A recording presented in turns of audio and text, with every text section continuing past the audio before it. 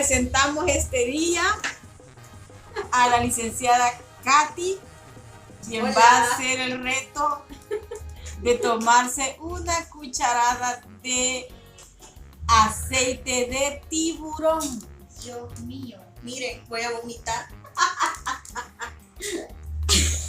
Vamos a ver cómo me va. Vamos a ver.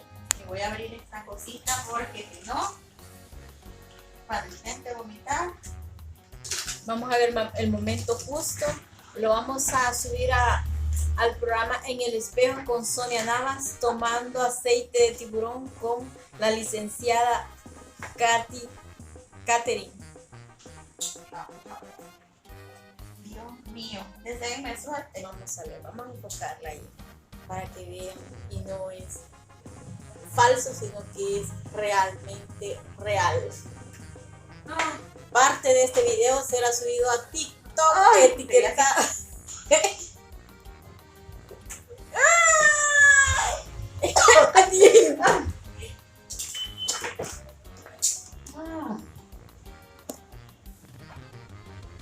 Compadezco eso, pero son los sacrificios.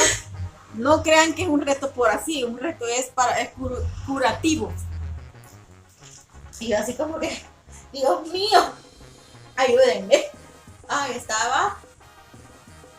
Bueno, pero al menos no está tan fuerte como el de bacalao.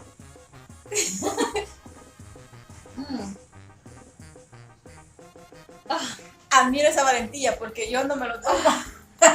Ya me va a pasar.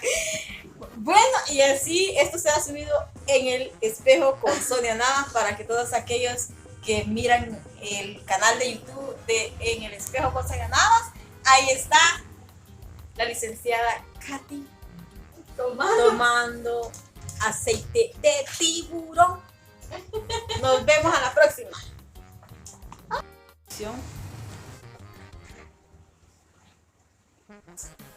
Está